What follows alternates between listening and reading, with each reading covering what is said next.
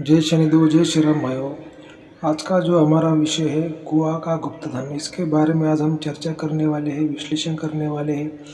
अगर आपने इस चैनल को सब्सक्राइब नहीं किया तो सबसे पहले चैनल को सब्सक्राइब करिए, लाइक करिए, शेयर करिए। तो भाइयों देखिए, जो हमारे चैनल का जो संदेश है भाई, कानून के खिलाफ, धर्म के खिलाफ कोई भी काम मत करिए। तो देखिए, गुप्त धन की जो जानकारी होती है, जो कहानियाँ होती है, तो हमेशा मैं आपको जो कुछ अफवाह होती है उसके ऊपर मैं आपको हमेशा एक सलाह देने की कोशिश करता हूँ। सही जानकारी मैं आपको देने की कोशिश करता हूँ।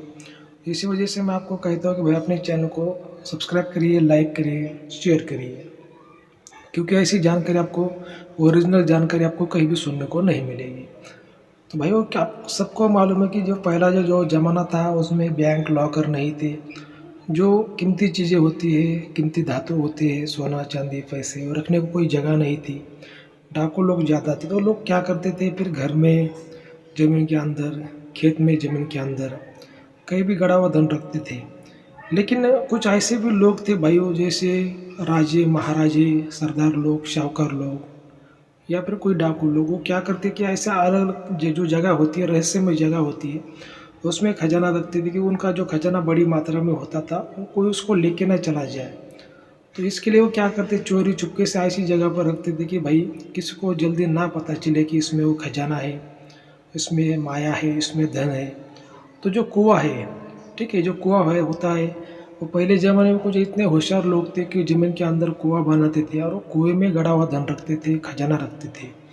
और कुआं ज़्यादा मतलब गहरा नहीं होता था, जैसे 15 फुट, 20 फुट, हो सकता है 25 फुट वो गहरा हो जाए, ऐसा वो होता था। और कोई ज़्यादा बड़ा कुआं नहीं होता था, छोटा कुआं होता था। लेकिन क्या होता है कि पहले ज़माने में जो पानी की क्षमता है ज़्यादा ऊपर थी, तो 10-15 फुट में वो पानी कुएं में आ जाता था। अभी पानी की जो क्षमता हो ज़मीन के बहुत नीचे चले गई, अभी 500-1000 फुट बोरवेल खोदने के बाद में पानी आता है।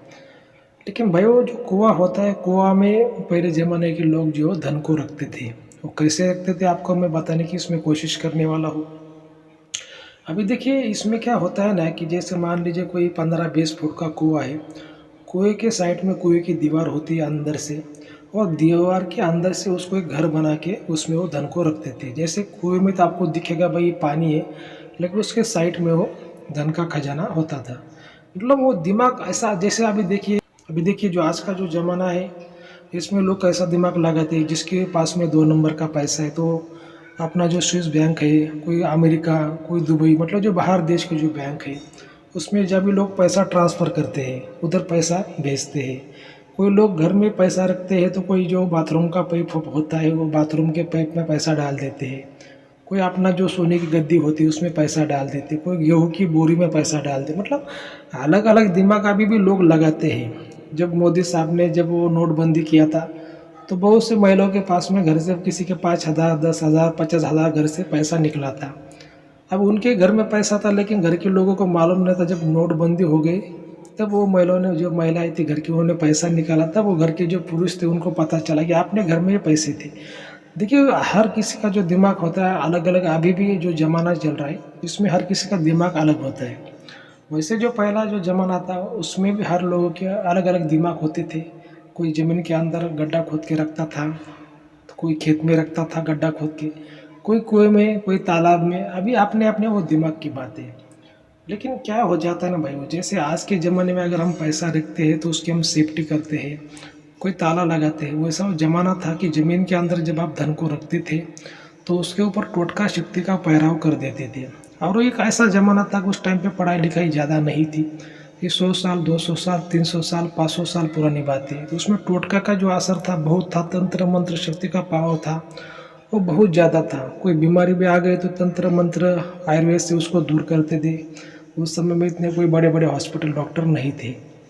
तो ये जो खजाने होते, जो ज़मीन के अंदर जो धन होते, उस पर जो शक्तियाँ रहती है, आज भी अगर कहीं ज़मीन के अंदर गड़ा हुआ धन है, उस पर शक्ति है, तो लोगों को संकेत देती है। अगर किसी के नसीब में है, भाग्य में, तो उसको संकेत देती है।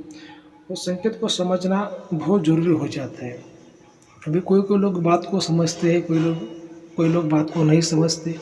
लेकिन ये मेरा मानना होता है कि जो धन होते हैं नसीब से मिलते हैं। क्योंकि थोड़ा सोचिए, अगर हम जीवन भर काम करते हैं, मेहनत करते हैं, कड़ी मेहनत करते थे, फिर भी हम भाई 50 ग्राम भी हम सोना खरीद नहीं सकते। अगर किसी को इतना 50 किलो मिल रहा है भाई, 1 कुंटल मिल रहा है, तो नसीब से ही मिलेगा ना। कर्म से तो आपको 50 ग्राम भी नहीं मिल सकता जीवन भर में। तो इसके लिए नसीब देखना बहुत ज़रूरी होता है। कुंडली में, हाथों में जो योग होता है उसको देखना बहुत ज़रूरी होता है। क्योंकि शक्तियाँ क्या करती है, जब किसी को संकेत देती है तो किसी को देने के लिए संकेत देती है, तो किसी से कुछ वो लेना भी चाहती है। क्योंकि आपके वो खानदान का नहीं होता, किसी दूसरे के खानदान का अगर होता है तो शक्ति आपको देती भी है, कुछ लेती भी है।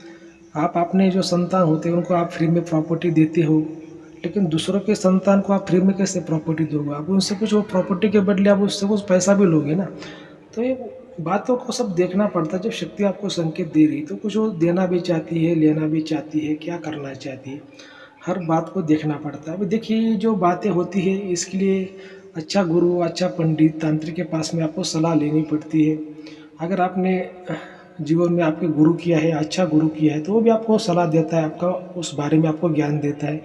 लेकिन उतना गुरु ज्ञानी होना चाहिए, उसके पास में इंद्रजाल विद्या और नारायणी विद्या दोनों का भी उसके पास में ज्ञान होना चाहिए।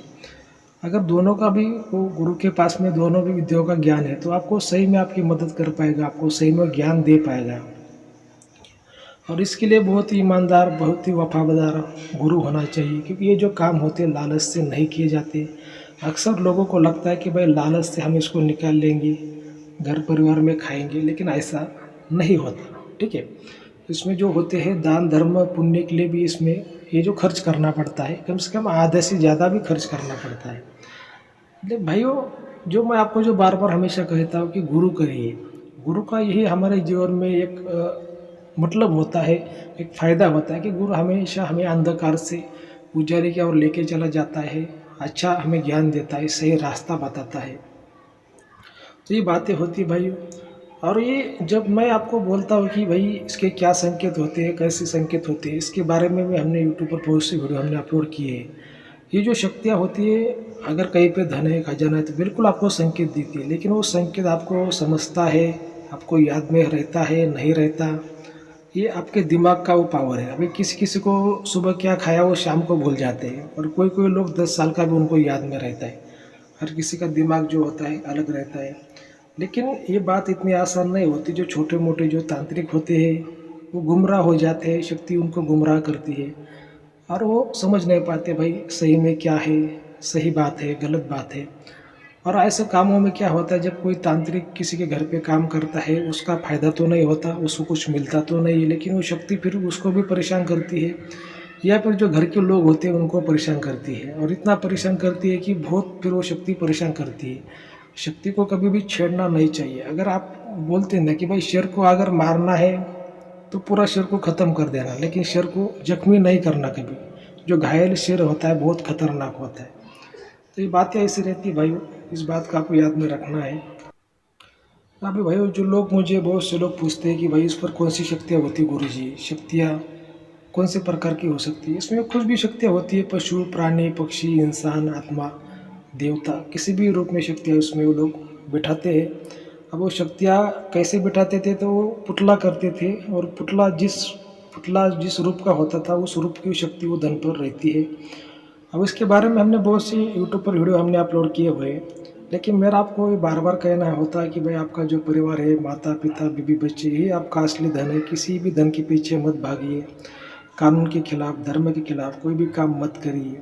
हाँ, अगर कोई प्रॉब्लम है, शक्ति दिक्कत दे रही है, शक्ति प्रॉब्लम दे रही है, शक्ति संकेत दे रही है, तो अच्छा गुरु करिए, गुरु की सलाह लीजिए, गुरु के सानिध्य में रहिए। इसमें कोई भी दिक्कत की बात नहीं है, क्योंकि गुरु आपकी रक्षा करता है, हर संकट से आपकी मदद करता है। ऐसी बातें होती है भाई वो। लेकिन अगर आपको कोई भी समस्या है, अगर आपको हमें कॉल करना है, जो आपको स्क्रीन पर नंबर दिखाई दे रहा है आप हमें उस पर कॉल कर सकते हैं। लेकिन जो चैनल की फ़ीस है लागू रहेगी, इस बात का आपको ध्यान में रखना है भाइयों। कि जब हम वीडियो बनाते हैं तो इसके लिए बहुत से खर्चे लगते हैं भाइयों, इसी वजह से भी जो फीस होती है लेनी पड़ती है। तो ठीक है, अगर आज का वीडियो आपको अच्छा लगा तो अपने चैनल को सब्सक्राइब करिए, लाइक करिए, शेयर करिए। जय शनिदेव, जय श्री राम, धन्यवाद।